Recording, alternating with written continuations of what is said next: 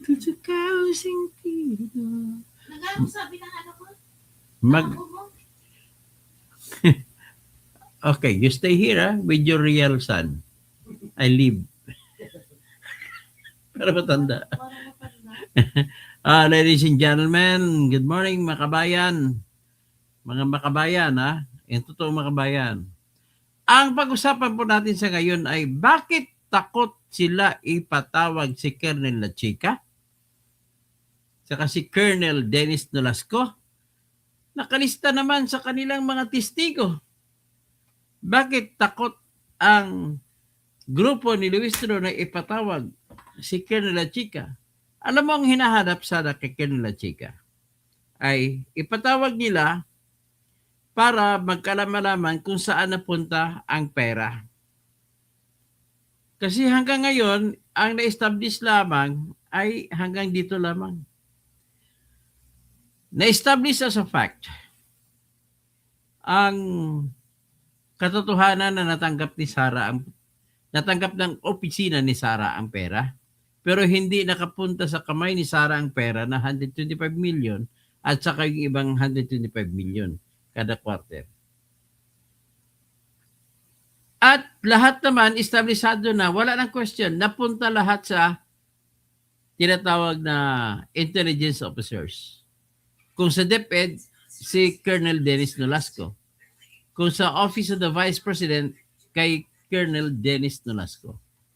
By the way, nabalitaan ko si Colonel Raymond La Chica ay class 1993 sa PMA. At siya po ay destined to become a general.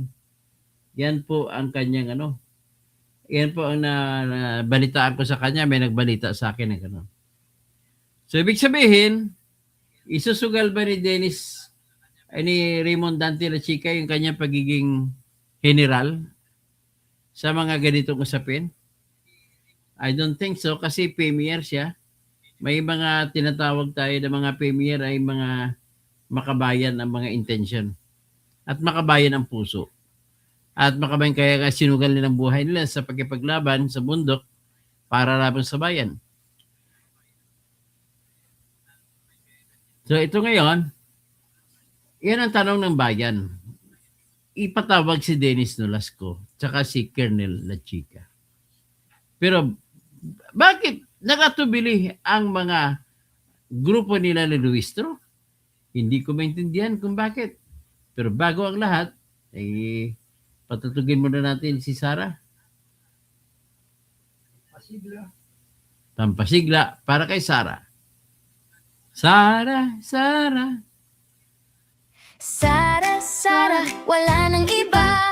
Sara, Sara lang pag-asa. Sara, Sara, siya lang makapakulong. Mga kontraktor ubusin niya. Si BBM Sandro ikulong niya. Si Tamba Zaldi ikulong niya.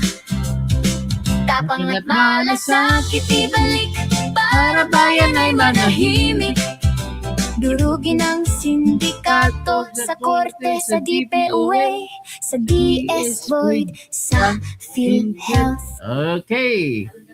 Kasunod naman itong awit ng channel natin. Durugin ang sindikato.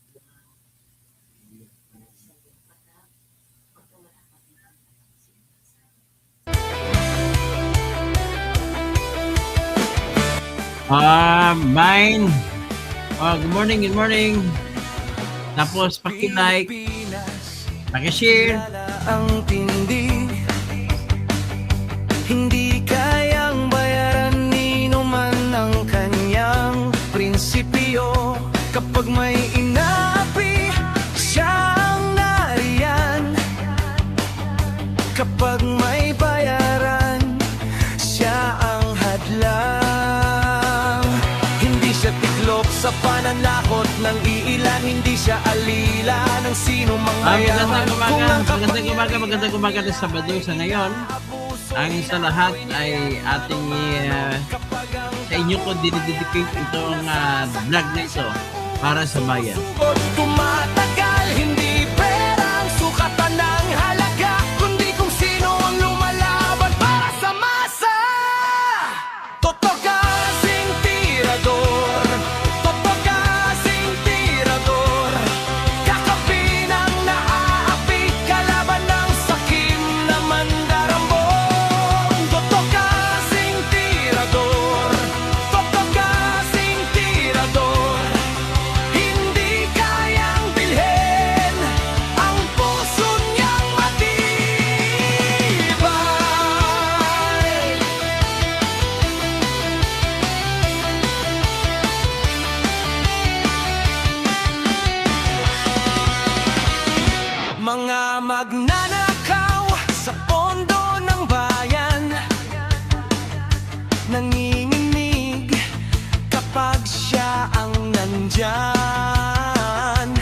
Bawat piso, bawat sentimo, kailangang sagutin sa mata ng tao. Huwag nang ngiti para sa mandarang walang pwesto, para sa sumisimsim kapag ang hustisya ang pinag-uusapan. Siya ang bantay sa gitna ng laban. Kung may nilulunod ang kasinungalingan, siya ang boses na hindi tatahimik. Sa bawat galaw ng mapagsamantala may salubong na paninindigan niya. Kasing tirador, kasing tirador, kakampi ng naaapi, kalaban ng sakit na buwaya. Kasing tirador, kasing tirador, hindi kayang bilhin ang puso niyang matibay. Hindi lahat ng malakas ay tama, hindi lahat ng tahimik ay duwag. Kapag ang bayan ang pinagkakaitan, siya ang unang humaharap. Kasing tirador, kasing tirador, kakampi ng naaapi, kalaban ng sakit na buwaya. Kasing tirador, kasing tirador, sa taong bayan nakatayo, hanggang dulo ang paninindigan.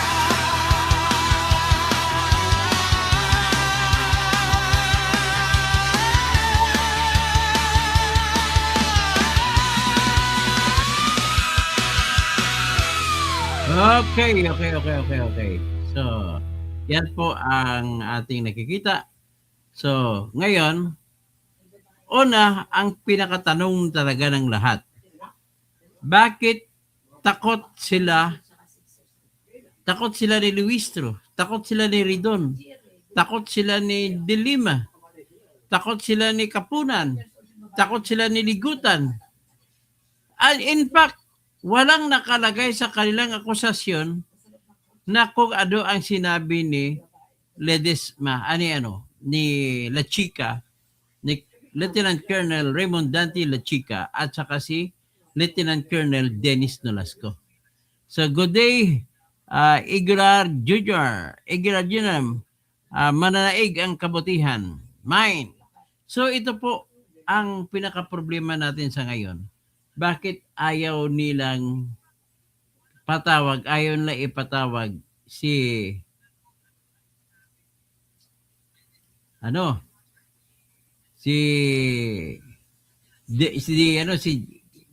Lieutenant Colonel La Chica.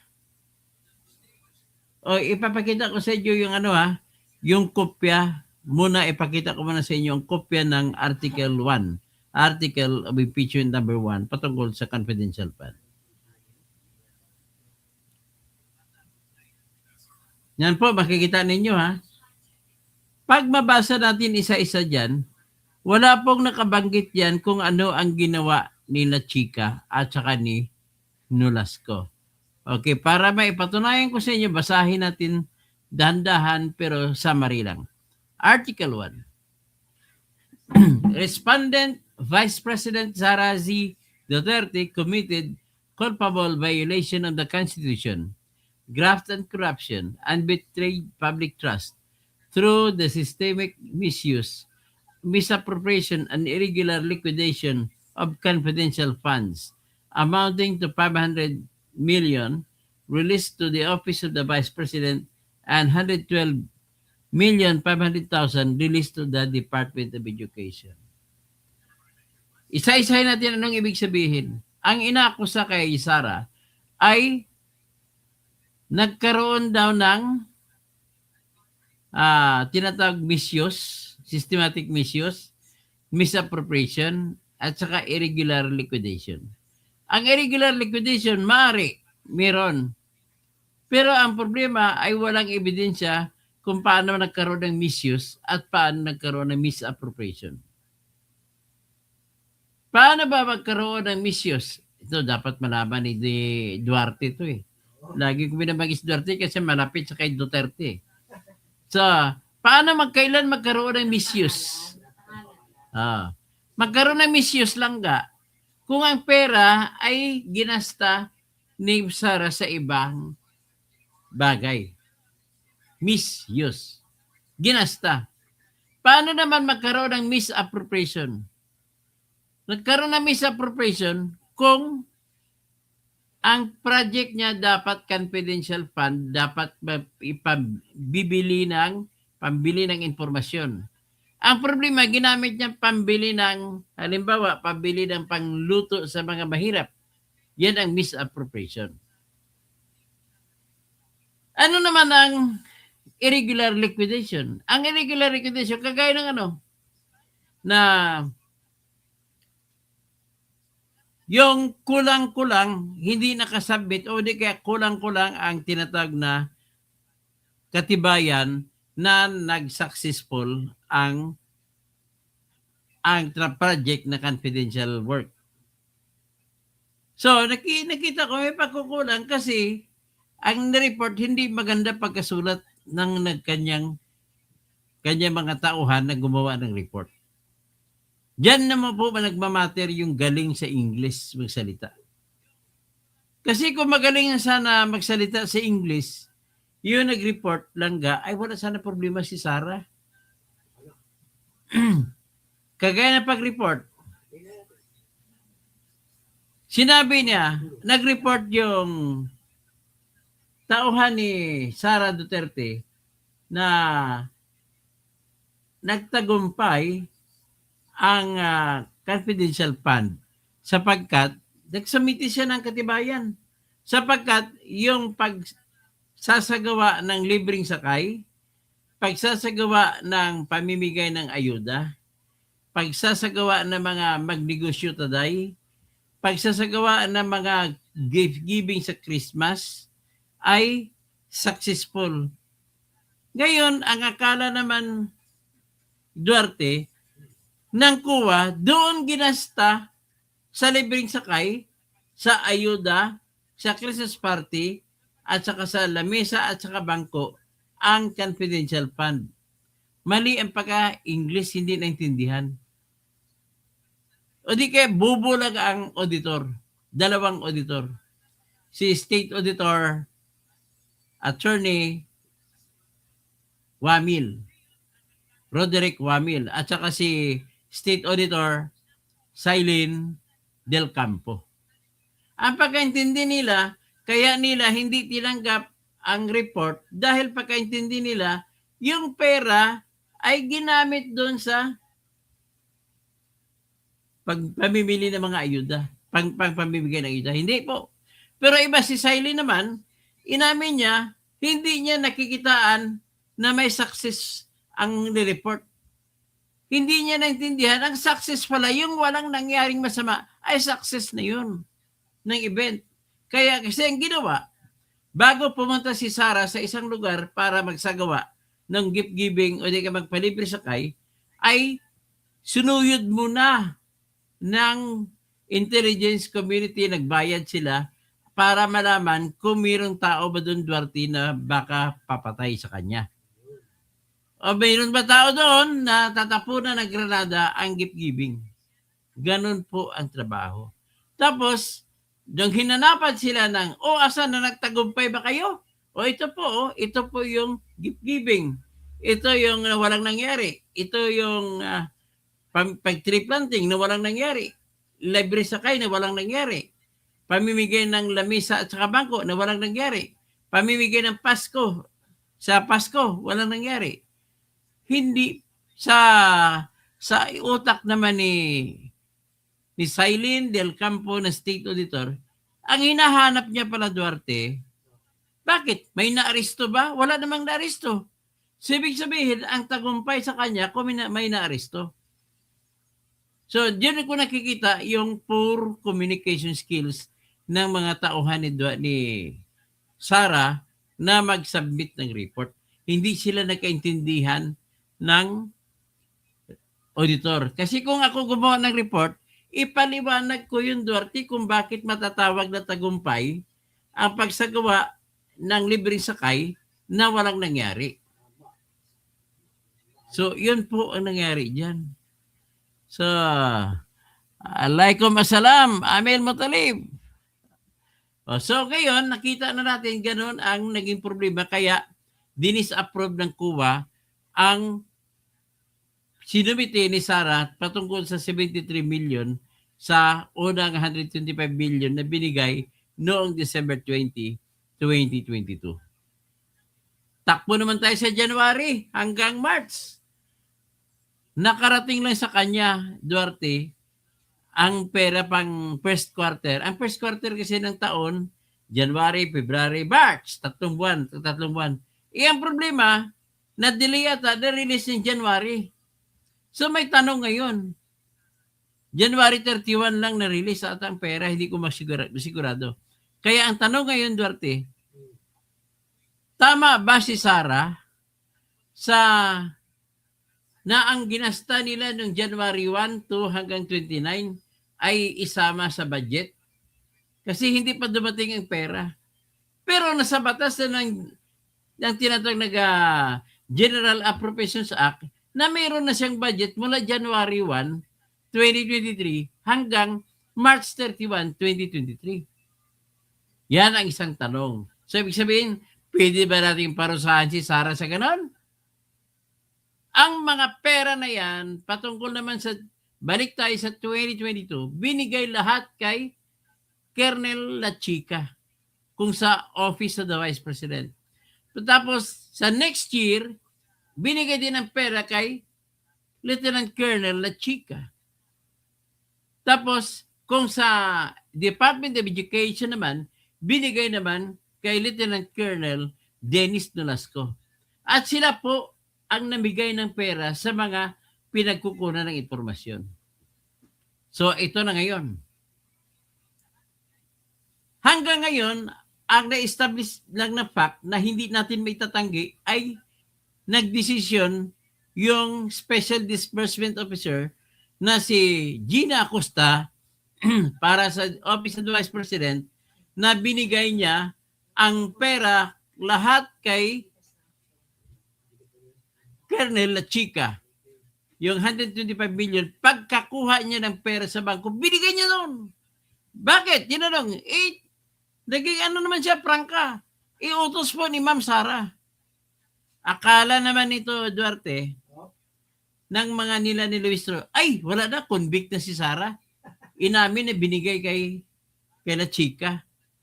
Nibinigay na kay La Chica, mali na ba yun? Well, wala ko nakitang mali. Bakit wala ko nakitang mali? Ladies and gentlemen, sa Joint Memorandum Circular na binasihan ng auditor, sabi nila, tinanong sila, Duarte tinanong sila, yung mga merigris piatos ba na resibo, hindi nyo inalam kung sino-sino mga yon? Anong sagot sa kanilang auditor? Hindi na po. Bakit? Hindi naman po inutos sa Joint Memorandum Circular. Ibig sabihin, pwede magsumiti ng peking pangalan.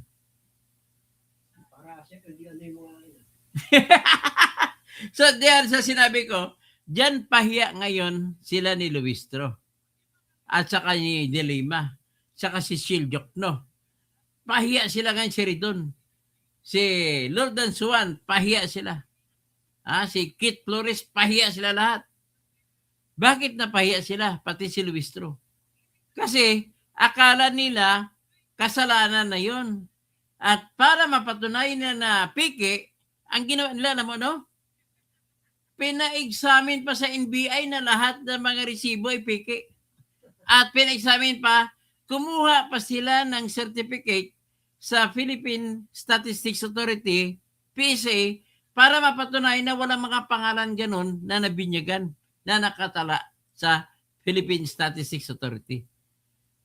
Only to find out, sinabi ng harap-harapan ng auditor, hindi na po namin kailangan yan kahit na piki pang pangalan.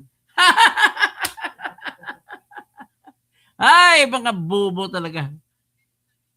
So ngayon, nasaan ngayon ang bula? Ang bula po ngayon ay paano malaman kung binulsa? Paano mo malalaman kung may misappropriation? Paano malaman kung may misuse? Ang misuse at misappropriation ay pwede mo sabihin yung pagnakaw ng pera ay misuse na binulsa. Ang problema natin ay walang ebidensya na ninakaw ni Sarah. Wala silang ebidensya. At hindi nila malalaman. Halimbawa, sabihin na natin nagnakaw talaga si Sarah.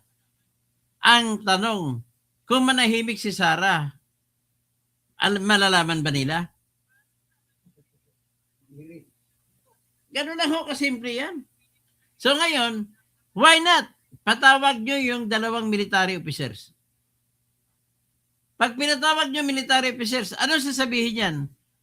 Most likely, mapapahiya lang sila lalo. Alam mo bakit, Duterte? Bakit mapahiya? Kasi sasabihin lamang po ng 2 colonel, ay pasensya na po, national security, hindi namin pwede ibulgar kung sino mga tao. Patay kayo, tao kayo. Ay, nako.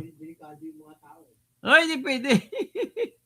So, nakita nyo na ang dahilan bakit atubili sila pagpatawag. Nilista nila as mga testigo ang 2 colonel, pero atubili sila sa pagpatawag. Ay, tama ka sinabi mo, Israela. Dapat ipatawag nila si Colonel La Chica. Gaya lang, ang problema lang yan, Pinal, Israela, ang katotohanan, hindi magsasalita ang 2 colonel kung sino-sino si Mary Respiatos. Ganun lang po kasimple yan. So, in other words, imposible naman na magsalita si Colonel na binulsa ni Sarah. Pwede. Kung galit si Colonel kay Sarah, baka sabihin niya. Pero sa tingin mo kaya sasabihin? Yan lang, ang tanong ko sa inyo, napakasimpleng tanong lang. Kaya yan pong dahilan bakit BB Las Vegas ay hindi nila ipapatawag yung 2 colonel. So, utak yun, utak.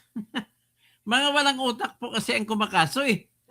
Yan ang problema ko sa lahat. Basahin natin ang kanilang kaso. Hindi nila sinabi dun sa kanilang kaso. Pag binasa mo, naka-English. Pero pag binasa mo, walang nakalagay na binulsa ni Sarah. Kasi wala silang ebidensya na binulsa ni Sarah eh. Sabi niya, on June 19, birthday pa ni Rizal. Si respondent, si Sarah, ay nag-take out as Vice President. Tapos June 30, nag-enter siya ng office as Vice President.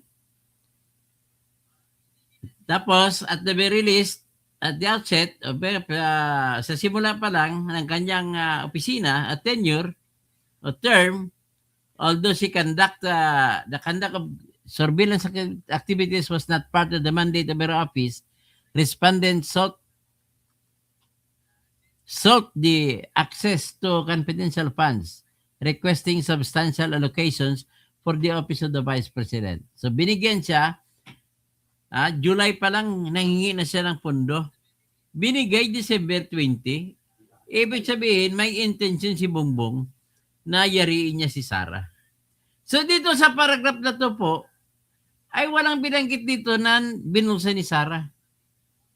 Dito naman sa kasunod na paragraph, in December 2022, the OVP received 125 million. Wala rin binanggit dito na ninakaw ni Sarah. Sunod na paragraph, this rapid and total liquidation of a substantial amount of a confidential funds within a time frame that renders genuine implementation and verification highly improbable in the case of the disbursement were arranged. Kasi 11 days lang daw, hindi sila maniwala. Pwede po mangyari yan.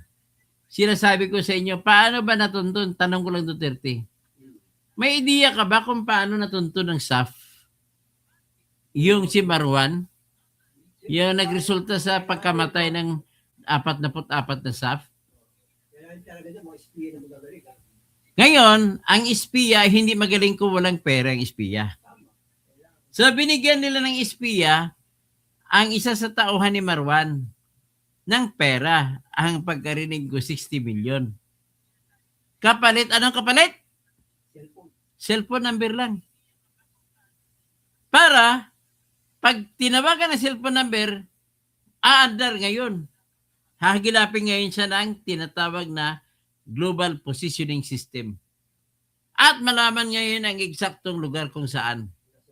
Kaya, natumbok talaga ng SAP na nandun sa bahay kubo na nagtatago si Marwan. Kaya lang, yung kasunod, yung pumasok, ay natrap. So ito naman, particularly striking Commission on Audit, flag transaction during this period involves approximately 16 million. Dami lang pinaghinalaan na gastos. Hindi rin nakalusot kasi pwede mangyari. Wala silang sinabi rito na nagnakaw si Sarah. Ito naman, this pattern persisted in 2023. Wala rin sila sinabi na binulsa ni Sarah. Itong paragraph na ito, instead of complying with COA, DBM, DILG's, GCG, DND, Joint Circular, wala rin binanggit sila na ninakaw ni Sarah na binulsa. Wala rin. So, ito naman, this action enabled the deliberate movement of large sums of money. Sinabi nila na may galaw ng pera, pero wala sinasabi na binulsa ni Sarah ang pera. Yan. Next paragraph. To conceal these acts, para itago daw ang galaw na yon, hanggang doon na pagsabi. At nagbigay daw ng mga resibo na Merigis Piatos para itago daw. Siyempre, pagbigay hindi po para itago. Itago lang ang informante para hindi matunto na patayin ng kasamang NPA. Sunod, one such attempt at Isacoa flag liquidation. Sa liquidation naman kayo na bumanat. Hindi po magiging aktibo yung liquidation yung yan. Hindi po magiging papel basihan para sabihin nyo na nagnakaw si Sarah. So ngayon, wala rin binanggit dito na binulsa ni Sarah. Isa pa, the foregoing scheme is amply established by documentary records. Documentary records, ang inyong pruweba ay hindi naman nagsasabi na nagnakaw o binulsa ni Sarah ang pera. Yung COA through intelligence confidential funds, nagsubmit na disallowed. O hindi naman ibig sabihin pag disallowed, binulsa. Ibig sabihin disallowed, hindi tinanggap ang mga resibo. The NBI, in-examine ng NBI ang mga peking pangalan kasama na si Merigis Piatos at nalaman ng NBI na yung mga pirma ay pare-pareho. Hindi na nga mahalaga yan, hindi na tinitingnan.